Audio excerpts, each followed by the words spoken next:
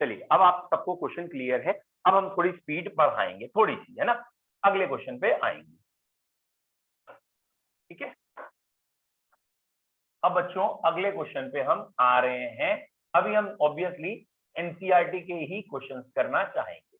Very good question बेटा, ये वाले दो क्वेश्चन बड़े अच्छे हैं और शायद कल एक आध बच्चे ने ये मुझे भेजे भी थे, तो मैंने कह दिया था भाई क्लास में कराऊंगा ही, फिर नहीं समझ में आएगा तो बताऊंगा। ये एनसीईआरटी में 4 या 5 क्वेश्चन है अनसॉल्व में। पहला अनसॉल्व पढ़ रहा हूं आपके लिए। H2S is a toxic gas with rotten egg-like smell।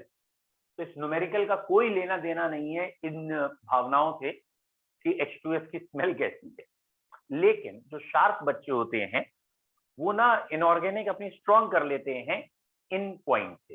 वो यहीं से फोकस करते हैं, चलो अच्छा H2S की रॉटन एग लाइक स्मेल होती है, और कई बार इनऑर्गेनिक क्वेश्चन मिल जाते हैं तो उनको याद आ जाता है, कोरिलेट कर लेते हैं, अच्छा रॉटन एग लाइक स्मेल। बेसिकली ये इनऑर्गेनिक भी नहीं है, ये एनालिटिकल केमिस्ट्री है। एक बहुत टफ ब्रांच है इनऑर्गेनिक की एनालिटिकल केमिस्ट्री, मतलब एनालिसिस करना है, ग्रुप्स निकालने हैं, एलिमेंट्स को पहचानना है, बहुत सारे टेस्ट हैं। तो छोटे छोटे टेस्ट ऐसे अगर आपके दिमाग में रहेंगे तो अच्छा रहेगा। फिलहाल H2S is a toxic gas with rotten egg-like smell used for the qualitative analysis। मैंने पहले ही कहा ये एनालिसिस चैप्टर का एक पार्ट है। अब क्वेश्चन हमारा क्या है, the solubility of H2S in water at STP। STP में ना प्रेशर दे रखा है। The solubility of H2S in water at STP is 0.195 molal. Calculate Henry constant. मैं क्वेश्चन यहां लिख देता हूं, देखो बाकी चीजें तो बेकार है, उन्हें लिखने की कोई जरूरत नहीं। H2S, ठीक है, क्या दी है इसकी सॉल्युबिलिटी, तो सॉल्युबिलिटी ऑफ H2S, ठीक है, solubility of H2S in water is 0.195 molal at STP। ठीक है, यही तो दिया था, एक बार पढ़ लो फिर क्या दिया था। Solubility of H2S in water at STP is 0.195 molal. Calculate Henry constant. और क्वेश्चन में आपसे सिंपल कह दिया है कैलकुलेट हेनरी कांस्टेंट। ठीक है, अब आपकी इच्छा है, आप हेनरी कांस्टेंट किसी भी यूनिट में निकाल सकते हैं। कई बच्चे थोड़े चालाक होते हैं, वो मोलैलिटी में भी आंसर लिख के आ जाते हैं और एग्जामिनर नंबर देना पड़ेगा। ठीक है, चलिए, लेकिन हम आइडियल सॉल्व करते हैं, आइडियल सॉल्यूशन करेंगे। यहाँ मोलैलिटी गिवन है, ठीक है, तो pressure of gas is equal to Henry constant mole of gas upon mole of gas plus mole of water. हम तो भैया आइडियल तरीके से सॉल्व करेंगे कि हम मानेंगे कि एग्जामिनर एक ऑर्डिनरी क्वेश्चन ऑर्डिनरी तरीके से पूछ रहा है, तो हमें यहाँ मोल फ्रैक्शन लिखना है। तो अगर आपका दिमाग चल गया, मोलैलिटी गिवन है, मोल फ्रैक्शन निकालना है, बस यही क्वेश्चन का बैकबोन है। जरा ध्यान से देखना बेटा, क्वेश्चन में प्रेशर आपको साफ दे रखा है 1 बार, ठीक है, 1 बार गिवन है, क्योंकि STP का हम प्रेशर 1 बार ले सकते हैं, प्रेशर 1 बार गिवन है। ये कहानी आपको निकालनी है, हेनरी कांस्टेंट निकालना है। इसका मतलब क्वेश्चन में कहीं ना कहीं ये छिपा जरूर है, जैसे प्रेशर छिपा था ये भी छिपा है। ये कहां छिपा है, इस वर्ड में छिपा है। 0.195 मोलल की फुल फॉर्म क्या है? 0.195 मोलल की फुल फॉर्म होती है इतने moles of H2S present in 1 kg या 1000 ग्राम पानी। अब बेटा अगर दिमाग चल गया तो बड़ा इजी होगा, प्रेशर को 1 बार लगा दो, ठीक है, हेनरी कांस्टेंट निकालना है, मोल्स ऑफ गैस 0.195 है, मोल्स ऑफ वाटर 1000/18 यानी 55.55 है। अब तुम्हारी अगर इच्छा है इसमें ये ऐड करके एग्जैक्ट निकालने के लिए निकालो भैया, लेकिन इस वो 0.195 को 55.5555 में ऐड करने से कोई अंतर नहीं आना, आंसर वहीं का वहीं आना है। तो जब हम इसको ऐड करने से कोई अंतर नहीं आना है तो you can neglect this term, आप इसे हटा दें और अब सॉल्व कर लें। तो यहाँ KH की वैल्यू आ गई है 55.55 अपॉन 0.195 है ना, और यूनिट आ गई है सिंपली बार। ठीक है, तो हम एग्जामिनर को पहले ही क्लियर कर देंगे कि एट एचसीपी ये है। एक बच्चे ने क्वेश्चन पूछा हम नेग्लेक्ट क्यों करेंगे। भैया सपोज आपने नेग्लेक्ट नहीं किया, सपोज नहीं किया, मैं नेग्लेक्ट का मतलब बता रहा हूं, फिर आपने जिस बच्चे ने नेग्लेक्ट किया और जिसने नहीं किया दोनों के आंसर में अंतर देखा, तो जिस बच्चे ने नेग्लेक्ट नहीं किया है वो ये लिख के बैठा होगा 55.6 या 7 या 5 5 10 1 ऊपर आया, 9 9 18 नहीं 9 5 14 1 15 है और 1 ऊपर आया ये, तो वो 55.25 को इससे डिवाइड कर रहा है, तुम इससे डिवाइड कर रहे हो। जरा चेक करो क्या इस और इस आंसर में कैलकुलेटर से देख लो कितने का फर्क है, नेग्लिजिबल का फर्क है, और वो भी तब जब तुम कैलकुलेटर कर रहे हो। एग्जाम में कैलकुलेटर अलाउड मतलब मिलेगा ही। तो नेग्लिजिबल कहने का मतलब क्या होता है कि उससे कोई फर्क ही ना पड़े, इट हार्डली मैटर कि वो है या नहीं। ठीक है, ठीक है, एक एग्जाम्पल के तौर पे बता रहा हूं, अपने पे मत ले जाना तुम लोग। सपोज कोई बच्चे पढ़ रहे हैं मुझसे, उनकी मेरे पास फीस नहीं आई, मैंने उन्हें ग्रुप से निकाल दिया, तो मेरी सेहत पर कितना असर पड़ा, नेग्लिजिबल। क्यों भैया, मेरी आमदनी में तो कोई फर्क पड़ नहीं रहा था उनसे, तो सेहत पे भी कोई फर्क नहीं पड़ेगा। अब उनकी फीस आ गई थी तब मैंने निकाला, या उन्होंने कोचिंग छोड़ दी और फीस वापस मांग ली, तो फर्क पड़ेगा। अब जिनकी फीस नहीं आई है उनको तो चलता कर देना चाहिए ना इस समय, तो क्योंकि ऑलमोस्ट 1 महीना हो गया और आज शाम को या कल मॉर्निंग में मैं चलता करना शुरू कर भी दूंगा। क्यों, क्योंकि कई बच्चे ऐसे हैं, या एक नया ग्रुप बना लूंगा जिसमें उन बच्चों को अलाउ नहीं करेंगे, या वट एवर द वे। तो नेग्लेक्ट का मतलब ये होता है कि किसी को हटाने पे भी कोई फर्क ना पड़े, उसे कहते हैं नेग्लेक्ट होना। अच्छा, लौट के आते हैं इस क्वेश्चन में। कोई दिक्कत कि H2S एक टॉक्सिक गैस है, रॉटन एग लाइक स्मेल है, क्वालिटेटिव एनालिसिस के लिए यूज होती है, solubility of H2S eight FCP 0.195 है, और कहा हेनरी लॉ बताओ। कोई दिक्कत है किसी बच्चे को पहले क्वेश्चन में? जिसे दिक्कत है वही खाली बोले, बाकी मान लेंगे सबको समझ में आ गया। फिलहाल अभी तक किसी ने नहीं कहा हमें दिक्कत है। लगता है फीस वाला एग्जाम्पल ज्यादा सॉलिड हो गया, मतलब ज्यादा दिल को छू गया कई बच्चों को है। चलिए अगला क्वेश्चन बता रहा हूं इसी में 2.7, Henry law constant for CO2 in water is, अब जरा वैल्यू सही से देखेंगे, 1.67 इंटू 10 की power 8 pascal. Henry law constant for, Henry law constant ये लिख दिया, CO2 in water is 1.67 into 10 की पावर 8 पास्कल। ध्यान देना यूनिट्स पे, क्योंकि एग्जामिनर कहाँ हमारे को ट्रैप करता है, डिस्ट्रैक्ट करता है, फंसा देता है, वो इंपॉर्टेंट है। न्यूमेरिकल के पीछे की साइंटिफिक अप्रोच इंपॉर्टेंट है। Pascal at 298 Kelvin, calculate the quantity of CO2 in 500 ml of soda water, 500 ml of soda water when packed under 2.5। तो यहाँ वाटर के या वॉल्यूम दे रखा है वाटर का 500 ml, और साथ में कहा है प्रेशर 2.5 एटमॉस्फेयर। ये क्वेश्चन है, तो आप समझ रहे हैं ना, समझ रहे हैं क्या? ये बाबूजी ने एटमॉस्फेयर दिया और ये बाबूजी पास्कल में बैठे हैं, गड़बड़ हो जाएगी, दोनों की यूनिट सेम करनी है, बस यही क्वेश्चन। अब हेनरी कांस्टेंट की यूनिट पास्कल है, तो फॉर्मूला तो यही लगना है, pressure is equal to Henry constant into mole fraction.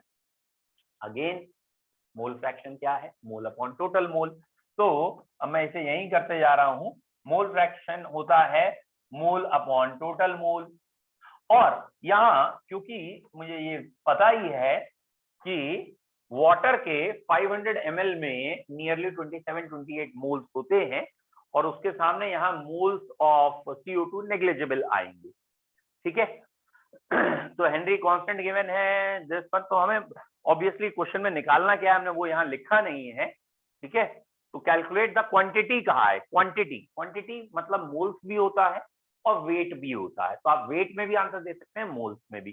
तो आप मोल्स ऑफ CO2 या आपकी इच्छा है वेट ऑफ CO2 बता दें, क्योंकि उन्होंने क्वांटिटी कही है और क्वांटिटी की यूनिट दोनों सही है। अब बेटा ये आपके सामने क्वेश्चन लिखा है एंड आई होप सो आप अप्लाई करना सीख जाए, आप खुद सीख जाएं कि इसको अप्लाई कैसे करना। तो प्रेशर की जगह अगर आपने 2.5 लिखा है, हाँ भैया एक एटमॉस्फेयर में कितने पास्कल हो गए? वैसे तो 1 बार प्रेशर में होते हैं 1 लाख या 10 की पावर 5, जैसे 100 किलो पास्कल कहते हैं। तो 1 बार में है 10 की पावर 5 पास्कल, ठीक है, ओके, 100 किलो पास्कल या 10 की पावर 5 पास्कल। और 1 एटमॉस्फेयर और 1 बार में 0.999 का रिलेशन है शायद, तो 0.985 या 95, मतलब काफी क्लोज है, या 1 एटमॉस्फेयर इज 1.11 बार है, ऐसा कुछ है, बहुत क्लोज है। तो यहां मैं इसको एटमॉस्फेयर को बार मानते हुए फिर इसको इतने पास्कल लिख दे रहा हूं। ये थोड़ा सा आगे पीछे होगा, लिटिल बिट। क्यों होगा बेटा आगे पीछे? क्योंकि 1 एटमॉस्फेयर और 1 पास्कल सेम नहीं होते ना, थोड़ा बहुत अंतर है। 1 एटमॉस्फेयर में 0.988 है या 989 है, वो अभी मैं देख लेता हूं। अब आगे क्या लिखना है? ये तो आ गया प्रेशर, ये यहां से आ गया। अब हेनरी कांस्टेंट लिखना है ना, हेनरी कांस्टेंट लिख दो। अब हमें कोई दिक्कत नहीं है, हेनरी कांस्टेंट हमने ये लिख दिया। फिर क्या लिखना है? मोल्स ऑफ CO2, यहाँ CO2 के मोल्स, और नीचे मोल्स ऑफ वाटर जो कि 500/18 होगा, 18 ऊपर चला जाएगा। तो यहां से मोल्स ऑफ CO2 आप निकाल लेंगे, दैट इज 2.5 इंटू 10 की पावर 5, 500/18 है, तो ये 500 ऊपर आ गया, 18 नीचे आ गया, और 1.6 इंटू 10 की power 8, what ever the moles, ये निकाल लीजिए। और मोल्स से अगर आप वेट निकालना चाहते हैं तो पहले मोल्स का जो आंसर आया आने दो, 44 से मल्टीप्लाई कर देना, वेट आ जाए। बेटा मैं मैथमेटिक्स तो नहीं सिखा रहा हूं, ठीक है। 500 वॉल्यूम, 500 इज वॉल्यूम, ये कहां से आया है ये बताऊं?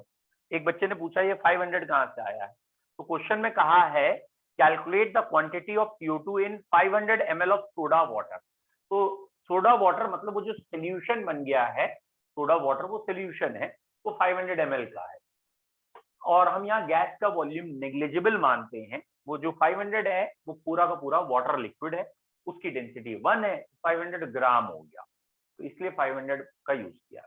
किसी बच्चे को और कोई डाउट है तो वो भी पूछिए, यू कैन अनम्यूट ऑल्सो। 500 को 18 से क्यों डिवाइड किया है बेटा? बेसिकली 500 ml वाटर का मतलब 500 ग्राम वाटर था। न्यूमेरिकल में हमने moles of solute upon moles of solvent रख रहे हैं, और मोल होता है weight upon molecular weight. Weight 500 है, मॉलिक्यूलर वेट 80। अब आया समझ में? क्लियर हो तो 1 टाइप करो बेटा, वेरी गुड, ठीक है। और किसी को जो भी डाउट है इस क्वेश्चन में जल्दी पूछिए, नहीं तो मैं अगला क्वेश्चन उठाता हूं। बेटा कोशिश यही करना, नंबर ऑफ क्वेश्चन ज्यादा करने के पीछे मत भागना, एक ही क्वेश्चन को इतने अच्छे से कर लीजिए आप कि आपको टेक्निक उसके पीछे की साइंस समझ में आ जाए, या जो एग्जामिनर क्वेश्चन बना रहा है ना, हाँ मैं क्वेश्चन की शीट गारंटेड सेंड करूंगा, कल रहेगी, सॉरी फॉर दैट, अभी क्लास के बाद ही कर दूंगा। कोशिश ये करिए कि एक एग्जामिनर भी अप्रोच बना रहा है, तो आप एक अपने आप को ना साइंस का स्टूडेंट मानते हो, थोड़ा ध्यान से सोचिए। अगर मैं आपसे कहूं कि ये टॉपिक पढ़ा दिया, अब इसको क्वेश्चन बना दो यार, 2-4 बच्चों को, छोटे बच्चों को देना है, क्वेश्चन बनाओ, तो आप भी अगर क्वेश्चन में फॉर्मूले में 3 चीजें हैं, 2 देनी पड़ेंगी तब एक वो सॉल्व करके निकालेगा, तो कैसे उसे मैनिपुलेट कर सकते हैं, घुमा सकते हैं, कहां फंसा सकते हैं। और हर क्वेश्चन में देखिए आपको कुछ ना कुछ दिख जाएगा एग्जामिनर ने कहां कहां नाटक किया है।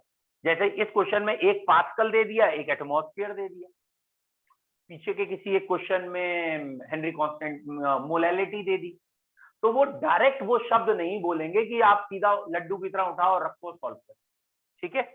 अगला क्वेश्चन देख लेते हैं हम, इसका है पेज नंबर 29 के आसपास है।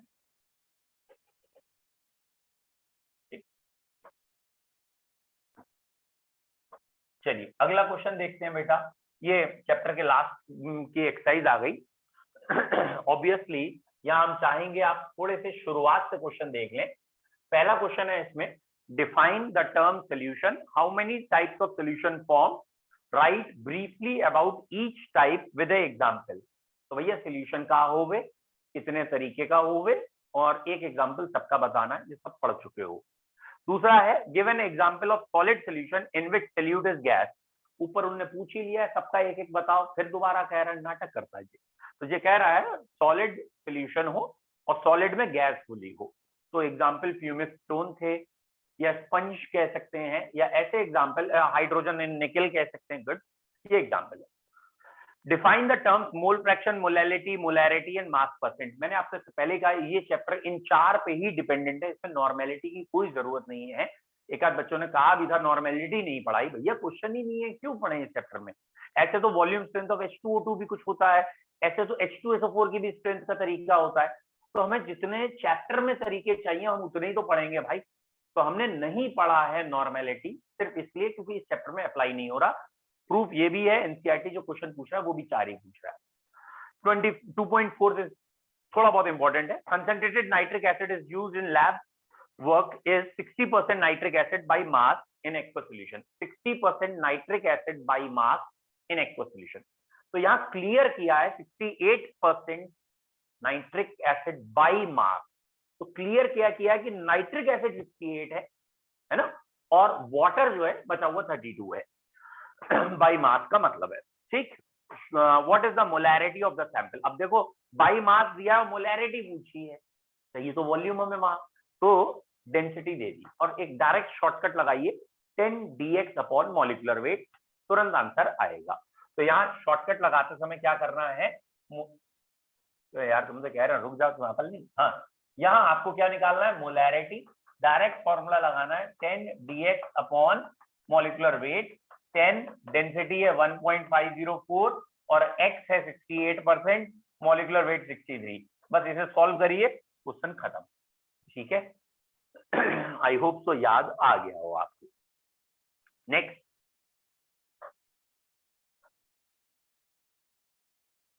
अगला पेज। हाँ भैया, अब बच्चों ये देखिए, शायद आपको क्लियर हो गया हो। 2.5 question, a solution of glucose in water is labeled as 10% W/W। Solution जो है 10% है, और वो भाई कह रहा है मोलैलिटी बताओ, मोल फ्रैक्शन बताओ, और डेंसिटी देने के बाद मोलैरिटी भी बताओ। तो 10% था, तो 10 ग्राम ग्लूकोज है और 90 ग्राम वाटर है, तो दोनों के मोल्स बन गए 10/180, 90/18, दोनों के मोल्स आ गए, मोल फ्रैक्शन भी आ गया, मोलैलिटी आ गई। मोलैरिटी कह रहा है 10 dx upon molecular. Question number 2.6 मैंने क्लास में कराया है, याद आ जाना चाहिए। How many ml of 0.1 molar HCl is required to react completely with 1 gram of a mixture of NaHCO3 and Na2CO3 containing equal molar amount of both। शायद 2-4 दिन पहले ये क्वेश्चन आपको क्लास में कराया था, तो होपफुली वहीं से रिवाइज कर लीजिए, है ना। अगला question 2.7, a solution is obtained by mixing 300 gram of 25%, 400 gram of 40%। I hope so याद आ गया हो, ये भी शीट में था, लाइन से हमने किया था। 75 ग्राम ये, 160 ग्राम ये, 235 ग्राम का शायद टोटल आया था, डिवाइड बाई 700 इंटू 100 किया था। ओके, और अगला क्वेश्चन देखो बेटा, एंटी फ्रीज है, molality sorry antifreeze solution prepared from इतने ग्राम ऑफ इथाइलिन ग्लाइकोल, इतने gram of water. Ethylene glycol solute हो गया, वाटर सॉल्वेंट हो गया, कैलकुलेट मोलैलिटी, और उसके बाद डेंसिटी दे दी, कैलकुलेट मोलैरिटी। तो मोलैलिटी आ जाएगा moles upon weight of solvent in KG. फिर जो वेट ऑफ सॉल्वेंट है उसमें वेट ऑफ सोल्यूट भी ऐड करना, तो वेट ऑफ सोल्यूशन बन गया। फिर डेंसिटी का यूज करना, वॉल्यूम ऑफ सोल्यूशन बनेगा, और moles upon volume of solution molarity आएगा। तो मोलैरिटी निकालते समय थोड़ा सा सतर्क रहिएगा, है ना। ये गलती मत करना कि वेट ऑफ सॉल्वेंट से ही मोलैलिटी सॉरी मोलैरिटी करते, ठीक है। वेट ऑफ सोल्यूशन का यूज करेंगे। चलिए 2.9, आई होप सो आपको 2.9 दिख गया हो, और शायद ये क्लास की शीट में था। क्लोरोफॉर्म एक कार्सिनोजेनिक है और 15 ppm है, उसको परसेंटेज बाय मास में चेंज करो, मोलैलिटी में चेंज करो, कर लेंगे। अगला है, what role does the molecular interaction play in a solution of alcohol and water. तो मैंने आपको ये जो सॉल्युबिलिटी हेडिंग पढ़ाई थी, उसका क्वेश्चन है। तो what role in the molecular interaction, तो हाइड्रोजन बॉन्डिंग इंटरेक्शन है। Although alcohols are organic, non polar towards non polar, very slightly polar तो होते हैं, but they are soluble in water, it is due to hydrogen bond. तो यहाँ हमें लिखना क्या था, what does the role of molecular interaction. Like dissolve like में नहीं है, फिर भी ये पानी में जाके डिजोल्व हो रहा है और इसका इंटरेक्शन हाइड्रोजन बॉन्ड है। अब अगला है 2.11, why do gases always tend to be less soluble in liquid as the temperature is raise. इसके दो तरीके से आंसर लिख सकते हैं। पहला तरीका, the solubility of gases is always exothermic, ठीक है। हाँ, पहला तरीका ली शैटलियर प्रिंसिपल बेटा समझना। तो that is always exothermic, therefore with rise in temperature solubility decreases. दूसरा तरीका है, आप हेनरी कांस्टेंट के हिसाब से लिखते हैं, आप कहेंगे with rise in temperature Henry constant always increases, therefore solubility of gases decreases. तो हेनरी कांस्टेंट का फॉर्मूला लिख दोगे, P equal to KH into X, और KH बढ़ेगा तो X कम होगा, ऐसे बता देंगे। 2.12, Henry law, state Henry law and mention some important application. Henry law का इंपॉर्टेंट एप्लीकेशन क्या है? एक है, पहाड़ के ऊपर अगर चले जाएंगे, पहाड़ों पे हाई एल्टीट्यूड पे जाएंगे, वहां प्रेशर कम है, ऑक्सीजन कम जाएगी, ब्लड में ऑक्सीजन कम जाएगी, दिमाग में ऑक्सीजन कम जाएगी, ब्रेन में, और उसकी वजह से एक रेस्टलेस कंडीशन आएगी, उसे एनॉक्सिया कहते हैं। तो एक एप्लीकेशन एनॉक्सिया याद रखना है, एक restless condition at mountain top. और यही किसी ने नहीं पढ़ रखा, लेमन लैंग्वेज, लेमन से आपने पूछ लिया पहाड़ पे जाते समय यार अनईजीनेस क्यों लगती है, वॉमिटिंग और ये सब क्यों होते हैं, कहेगा वो गोल गोल रास्ते होते हैं ना, गोल गोल गोल गोल, उसकी वजह से गोल गोल, फिर उन ऐसे बच्चों के नंबर भी गोल गोल गोल गोल गोल गोल आते है ना, तो ध्यान रखना गोल गोल नंबर ना आए। दूसरा था स्कूबा डाइवर। स्कूबा डाइवर में क्या था कि समुद्र में जब बहुत अंदर जाते हैं तो वहां प्रेशर बहुत ज्यादा होता है और जो नाइट्रोजन गैस है वो इस हाई प्रेशर में ब्लड में घुल जाती है, क्योंकि उसका हेनरी कांस्टेंट कम है, हाई प्रेशर में घुल जाती है, घुल गई कोई दिक्कत नहीं। लेकिन जब वो डीप सी डाइवर ऊपर की तरफ आ रहा होता है, ऊपर की तरफ वो जब आता है तो वो ही नाइट्रोजन ब्लड से जो सॉल्युबल हो गई थी वो बाहर आने लगती है और एयर बबल बन जाते हैं, जिससे कैपिलरी या स्ट्रीमलाइन फ्लो हमारा ब्लड का ब्रेक हो सकता है और एक पेनफुल कंडीशन आ जाती है, जो हाई पेनफुल है, sometime leads to death also हो सकती है, but this is termed as bent. और बेंट ना बने इसके लिए हम जो उनका ऑक्सीजन सिलेंडर होता है उसमें ऑक्सीजन के साथ हीलियम मिक्स करते हैं, ऑब्वियसली नाइट्रोजन भी होती है, कम होती है, हीलियम मिक्स करते हैं। तो हीलियम क्यों मिक्स करते हैं? क्योंकि हीलियम का हेनरी कांस्टेंट कम है, और सॉरी हीलियम का हेनरी कांस्टेंट ज्यादा है, इसलिए even at high pressure helium की सॉल्युबिलिटी ब्लड में कम है, और जब वो घुलेगी नहीं तो एयर बबल्स नहीं बनेंगे, बेंट फॉर्मेशन नहीं होगा। थोड़ा एक अच्छी लैंग्वेज में जरूर लिख लीजिएगा, या मैं आपको जो नोट अगर भेज दिए हैं, 4 पन्ने भेजे हैं ना, बाकी आज भेज देता हूं, तो उसमें आपको मिल जाएगी लिखा हुआ है, दैट इज बेंट क्या है और एनॉक्सिया क्या है। और अगर कहा है और क्या एप्लीकेशन है, तो सोडा वाटर बॉटल जो होती है, दैट इज जितने भी सोडा बॉटल्स हैं, कोल्ड ड्रिंक्स हैं, ठीक है, इन केन्स में हम अंडर प्रेशर गैस फिलअप करते हैं, और जैसे ही ओपन करते हैं तो नॉइज आती है, क्योंकि वो प्रेशर रिलीज हो जाता है गैस। तो यहाँ, या फिर जितने एक्वेटिक एनिमल्स हैं वो क्यों ज्यादा कंफर्टेबल हैं कोल्ड टेम्परेचर में। अब ये रहा एक numerical, the partial pressure of ethane over the solution containing 6.56 into 10 की power -3 gram of ethane is 1 बार। तो पार्शियल प्रेशर ईथेन का जो दे रखा है वो 1 बार प्रेशर पे, ठीक है, कितने ग्राम ऑफ सोल्यूशन का इतना है। इफ द सोल्यूशन कंटेन इतने ग्राम ऑफ ईथेन तो पार्शियल प्रेशर कितना। ये तो बड़ा ही घटिया सवाल हो गया, ठीक है। तो बेसिकली बहुत ही आसान सवाल हो गया। कैसे? ये इस बात पे हो गया, pressure directly proportional to solubility, P1 upon P2 equal to solubility 1 upon solubility 2। खत्म। 2 बारी प्रेशर दे रखा है, 2 बारी सॉल्युबिलिटी पूछी है, डायरेक्ट रख के आंसर निकाल, ठीक है भैया। टाइम हो गया है, और मैंने आपको वैसे पढ़ाते समय बीच में बता ही दिया था, और I don't want to call each and every single person, लेकिन आपके गार्जियंस के भी कॉल नहीं आए, ये भी अच्छी बात नहीं है। And I am not very strict regarding fees, but still अगर आप सपोर्ट करोगे तो मेरे लिए भी अच्छा होगा, आपके लिए भी अच्छा होगा। And I don't want to take hard step कि किसी बच्चे को ग्रुप से निकालूं, मैं ग्रुप में डालूं। That's not good even for me. आपके लिए भी अच्छा नहीं है, मेरे लिए भी अच्छा नहीं है। मैं तो चाहूंगा आपके और दोस्त जुड़े हम लोगों के साथ, बट स्टिल एक जो बन रखा है ना, हम उस करिकुलम को, उस लॉ को फॉलो करें तो अच्छा है। And need not to say many more time you have to deposit the fee. ठीक है, have a nice time, bye. अब इतने गुस्सा हो गए कि आज थैंक यू तो सर। बाय क्या बोलेंगे, थैंक यू भी ना बोलेंगे, आज तो सर बोल दिए सर। गुस्सा बाकी नहीं।